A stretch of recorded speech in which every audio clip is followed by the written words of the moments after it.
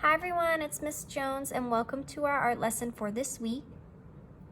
This week we've been looking at our first principle of design, which is pattern.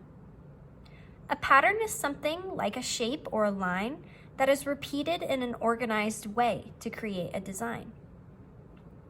This week we've been practicing making our own patterns and trying to come up with as many different ones as we can. For our lesson today, we're going to take that practice and apply it to an art piece. But before we start that, I wanted to go over our second topic for this week, contour line drawing. You may have heard about contour line art, but maybe you aren't sure what it is. The good news is that you've likely already made dozens, maybe even hundreds of contour line drawings throughout your life without even realizing it. Contour drawing is one of the easiest and most effective ways to improve your hand-eye coordination and drawing skills. So what is contour line drawing? Contour line art is a method of drawing where you draw only the outline of an object without any shading. Contour actually means outline in French, which is where the name comes from. So for example, if you wanted to do a contour line drawing of a pear, you'd simply draw the outline of the pear, add a stem, and then stop there. Some contour drawings will include outlines of important interior shapes, such as wrinkles in a cloth or objects on a bookshelf, but contour drawings will never contain shading or small details. So because you're focusing on just the shape of an object and not any minor details, contour line art is a great drawing method for beginning artists as well as those looking for some quick drawing exercises. However, just because contour line art is easy to start doesn't mean it's only for beginning artists. Professional artists have used contour art for centuries. Cartoonists often use contour art in their finished pieces. The ancient Greeks used it when decorating vases. And Leonardo da Vinci frequently made contour line drawings when doing his figure studies. So really, contour line art is an essential skill that every artist should know and practice regularly. So our first step in this project is to choose what we're going to draw and gather our materials. So hopefully you saw my announcement on either Schoology or Seesaw about what materials you're going to need for this week. Each week, I'll be posting an announcement that says what materials you'll need for our next live session. So make sure you look for those as the weeks go on. So for today, you're going to need a piece of paper. Just a blank white piece of paper is good. You're also going to need a pencil and an eraser, a black marker. So I recommend using a fine tip Sharpie or some fine tip pen that you have. If you don't have a fine tip Sharpie, you can always use kind of a fatter pen as well or marker. And if you don't have any markers available to you, you can also use a colored pencil. That'll work for this project as well. But I recommend a fine tip Sharpie, just a black one. You'll also need a colored marker, so any color will do. Pick your favorite. 1 or 2 is fine. I'm just going to use 1. Doesn't matter what type of marker. And then the last thing you're going to need is what you're going to draw, which is a photo of an animal. So sometimes contour line art is done from objects in real life, so 3D objects. But this week we're just going to look at a picture to do our contour line drawing. So you can pick any animal you'd like. It can be a full body image or an image of just the head. Your picture can be either printed out or on the computer, whatever works for you, as long as you can see it while you draw. Silhouette images are also very helpful for this project. So if you're a little intimidated by how much detail is in your animal, You can use a silhouette image, which is just kind of a plain black outline of your animal. And that'll help you kind of focus more on the outside shape rather than all the inside mini details. So feel free to use a silhouette of an animal. There are a few images on Schoology that you can look at if you would like to use those. So our second step is going to be to draw a contour line drawing of our animal. So have your animal picture next to your paper or in front of you so that you can see it while you're drawing. And it may surprise you that when you're drawing contour lines, you're going to want to spend most of your time looking at the object itself and not at your paper. So this can be really difficult the first couple times you try it, but that's the point. Contour drawing is forcing you to really notice the object and to work to replicate the outline of your object well. So it really trains your hand to follow what your eyes see. So that's really going to be our theme. You're going to hear it from me constantly throughout the year to draw what you see. So as you get started, probably you're going to spend about half your time looking at the object and half your time looking at the paper, but eventually as you continue practicing contour line art, you'll build up so you're looking at the object about 90% of the time and only at your paper that small amount. So as you develop your hand-eye coordination, it'll start to feel more natural and your drawing skills will improve as a result. But for now, it may be a little shaky and a little wonky, but that's okay. Practice is the goal. So a lot of contour line art can start by doing long, kind of continuous lines, which can be kind of scary.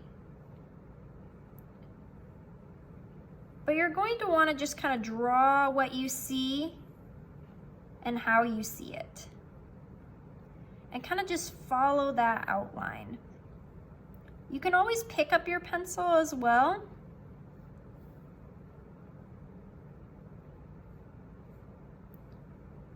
But try and do those long strokes because you're kind of just following that shape.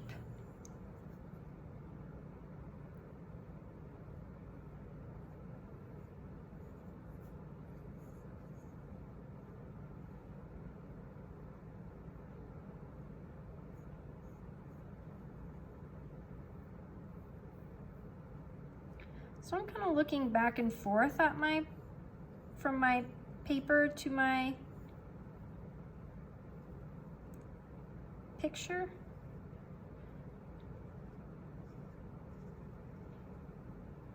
And you can always go back and kind of like correct your shape a little bit if you notice you made too many curves or doesn't look quite right to you. You can always kind of go back over those and kind of erase and correct them. Like this one here, it's a little sharp of an angle. We're gonna round that out a little bit.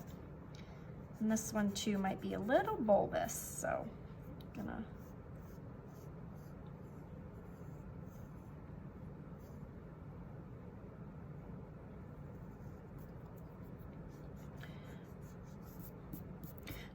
So the key to this is really to go slow.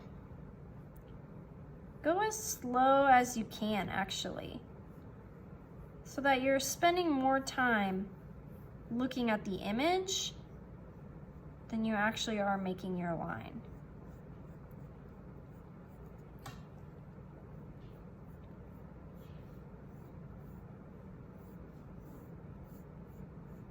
And you'll want to do your pencil really light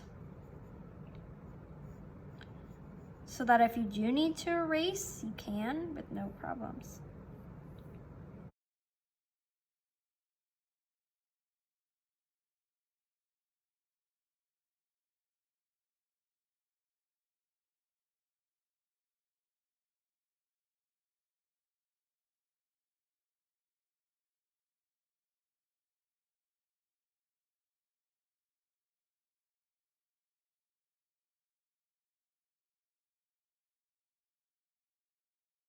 All right, so when you kind of have your shape,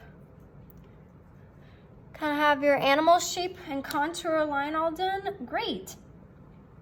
So it can be really tempting to kind of rush through these drawing exercises, especially when you're used to drawing detailed pieces where the outline is really only the first step. But remind yourself to go slow, concentrate on replicating the outline of the object as perfectly as you can. At the same time, don't freeze up when you're drawing, especially when you first begin. Contour line drawing you can feel really tempted to take breaks and compare your drawing to the actual object, but resist this urge. Remember, you want to spend very little time looking at your paper and more time looking at the object. So just concentrate on closely observing the object, keep drawing steadily, and pause to critique your work once you've finished. So there's no correct amount of time to spend on a contour drawing. It'll likely depend on what you're drawing. However, about 5 to 20 minutes is average. So after you get your contour line drawing all done, you can kind of clean up some of these lines here just to have a outline. If you want to go back and kind of look and see if you missed any certain lines or shapes, kind of make them a little bigger.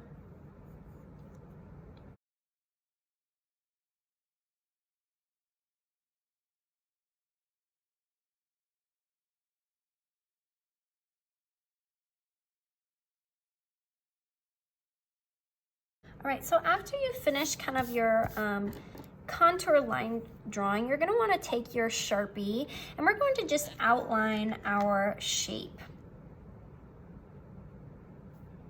So go around it with your pen, be really careful, follow those lines. Luckily now you've already focused so much on the object that you don't really have to think about it as much.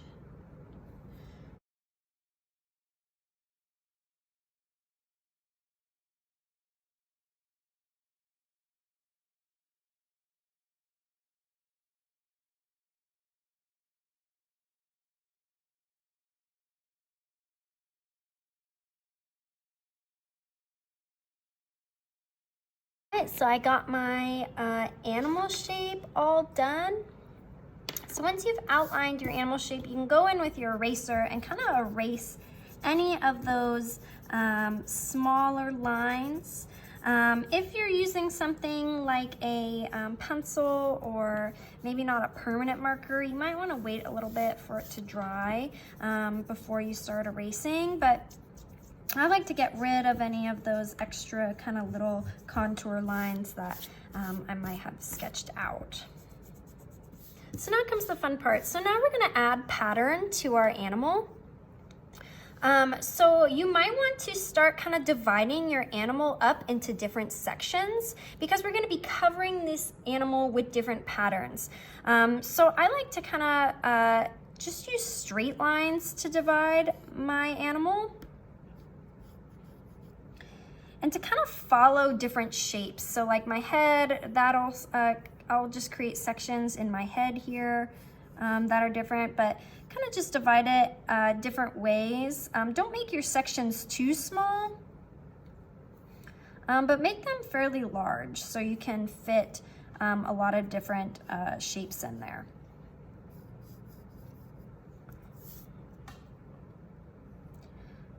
So maybe I'll do like this foot, maybe like 3 different ones, and then kind of, you don't have to do straight lines. You can also do kind of curved lines if you want. I did a slightly curved line here, but maybe I'll kind of make like the chest kind of one, and then maybe like this arm here, I'll kind of follow that.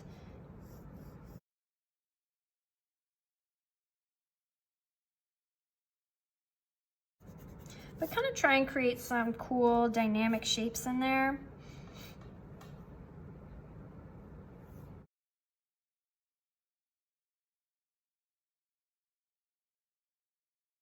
All right, so after you've divided kind of and created these sections, you're gonna go over those lines again. So you can either go over these lines or kind of just start your patterns in there. But I might go over mine just to keep them nice and clean.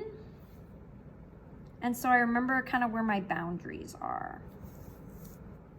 But you can leave the lines pencil if you like, and it kind of turns out as a cool effect. how the patterns kind of blend into one another. So then I'll go erase all those lines. After you finish dividing your animal contour into different sections, we're going to start adding patterns into each of these sections. So you're going to need your fine tip Sharpie to draw these patterns. You can also use a fat tip or whatever kind of utensil you have, but I like to use the fine tip. And occasionally I'll use the fat Sharpie as well. But when you're starting to add patterns, go back and think about those patterns you practiced and created this week. You can also look up online different example patterns. So like I have a bunch of example patterns here for reference, just so I don't have to try and think of them on my own. Sometimes it can be helpful if you have kind of a guide to kind of generate some ideas, because our goal is to fill each of these sections with a different pattern. You can always draw your patterns in with a pencil first, if that makes you more comfortable, and then go over those patterns in pen.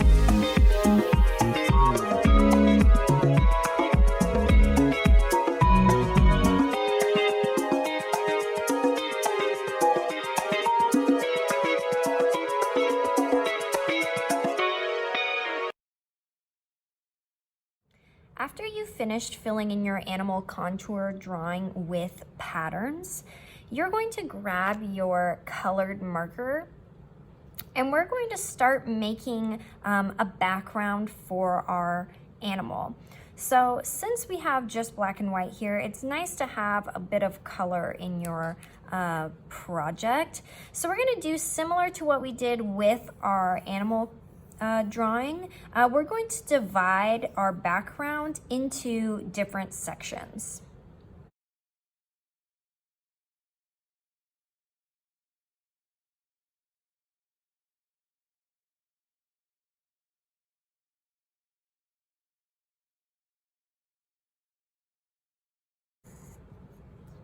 So I'm trying to make my sections kind of big, so I don't have to fill them up as much. So what we're going to do is we're going to use our marker and create patterns in each of these sections. So we have our pattern animal, and they'll stand out because it's so dark with the black and the white.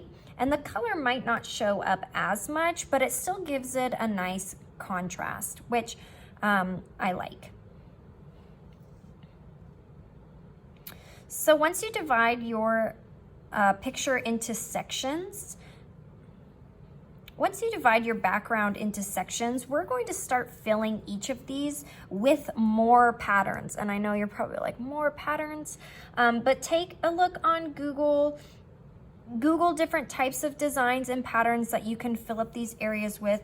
It's okay if you use the same patterns that you used inside your animal, because with the color, they look a little bit different, and really your animal is going to stand out more than the background. So you can kind of choose whatever types of patterns you like. To divide them super blatantly, you can kind of just start to doodle around and kind of switch back and forth between different patterns if you'd like that. I just divided it out, that's how I do it, but if you would like to kind of just organically add pattern, that might look much cooler than this.